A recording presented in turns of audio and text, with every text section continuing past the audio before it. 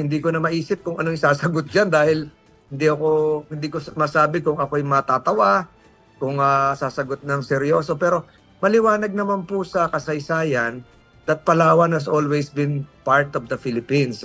Sultanate of Sulu, bahagi po ng ating, alam niyo pa, ibig sabihin ng Palawan, warrior, mandirigma.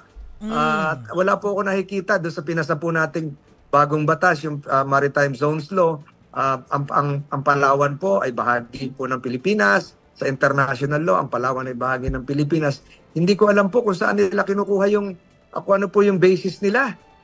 Ako po ay naguguluhan. Kaya siguro po, ang sagot ko, natanong na rin ako kanina.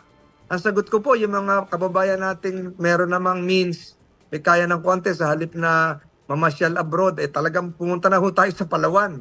Pakita po natin na yun po yung talagang bahagi ng ating teritoryo. Palawan will always be part of the Philippines. Palawan will always be Philippines. And Palawan is now emblematic of what the strength of Philippine sovereignty is.